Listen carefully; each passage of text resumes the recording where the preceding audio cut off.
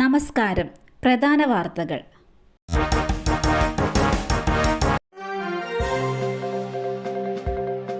താരപരിവേഷത്തോടെ 2 തവണ നിയമസഭയിലേക്ക് ജയിച്ചു കയറിയ എം മുകേഷിനെ ഇത്തവണ കൊല്ലത്ത് മത്സരിപ്പിച്ചേക്കില്ല. മുകേഷിന് പകരം ആരെന്ന ചർച്ച CPM-ൽ സജീവമാണ്. തദ്ദേശ തെരഞ്ഞെടുപ്പിലെ കനത്ത തിരിച്ചടി മറികടക്കണമെങ്കിൽ പൊതുസ്വീകാര്യതയുള്ള സ്ഥാനാർത്ഥിയെ ഇടതുപക്ഷത്തിന് പരീക്ഷിച്ചേ മതിയാകൂ. കൊല്ലത്തെ സ്ഥാനാർത്ഥിത്വത്തിൽ ചർച്ചകൾ തുടരുകയാണ്. പോറ്റിയെ കേറ്റിയ ഗാനം വെച്ചതെന്തിനെന്ന് ചോദ്യം ചെയ്ത CPIM നേതാവിനെ മർദ്ദിച്ചെന്ന് പരാതി.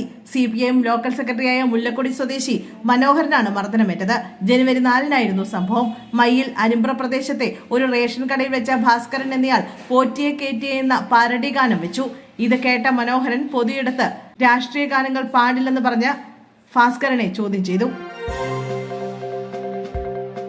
BJP നേതാവും കൗൺസിലറുമായ R. ശ്രീലേഖയുമായുള്ള തർക്കത്തിനൊടുവിൽ VK പ്രശാന്ത് MLA ഓഫീസ് ഒഴിയുന്നു. ശാസ്തമംഗലത്തെ ഓഫീസാണ് MLA ഒഴിയുന്നത്. പകരം മരുതൻകുഴിയിലാണ് പുതിയ ഓഫീസ്. ഇവിടേക്ക് പ്രവർത്തനം മാറ്റാനാണ് തീരുമാനം. നേരത്തെ ഇരുവരും തമ്മിലുള്ള ഓഫീസ് കെട്ടിട തർക്കം വലിയ രീതിയിൽ ചർച്ചയായിരുന്നു. തിരുവനന്തപുരം കോർപ്പറേഷനിൽ BJP അധികാരമേറ്റതിന് പിന്നാലെയായിരുന്നു ഓഫീസ് കെട്ടിടവുമായി ബന്ധപ്പെട്ട തർക്കം ഉടലെടുത്തത്. തീവ്ര വോട്ടർ പട്ടിക പരിഷ്കരണവുമായി ബന്ധപ്പെട്ട വിവരങ്ങൾ ഇലക്ഷൻ കമ്മീഷന്റെ ആപ്പിൽ അപ്ലോഡ് ചെയ്യുന്നതിൽ BLOയ്ക്ക് പിഴവ് സംഭവിച്ചതായി പരാതി. കോഴിക്കോട് കുറ്റ്യാടി പഞ്ചായത്തിലെ 106-ാം ബൂത്തിലെ വോട്ടർമാരാണ് പരാതിയുമായി രംഗത്ത് വന്നിരിക്കുന്നത്. 500-ഓളം ആളുകളാണ് SIR പ്രകാരം പ്രസിദ്ധീകരിച്ച പട്ടികയിൽ നിന്ന് പുറത്തായിരിക്കുന്നത്. ഇതോടെ ഇവർ ഹിയറിംഗിന് പോകേണ്ട സാഹചര്യമാണ് ഉണ്ടായിരിക്കുന്നത്.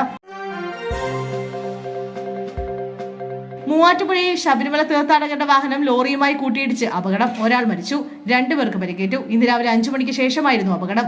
ദർശനം കഴിഞ്ഞ് മടങ്ങിയ തീർത്ഥാടകർ സഞ്ചരിച്ച വാഹനമാണ് അപകടത്തിൽപ്പെട്ടത്. ഇതര സംസ്ഥാനത്തു നിന്നുള്ള ഭക്തന്മാരുടെ വാഹനമാണ് അപകടത്തിൽപ്പെട്ടത്. ഇവർ സഞ്ചരിച്ച വാഹനം ലോറിയുമായി കൂട്ടിയിടിക്കുകയായിരുന്നു.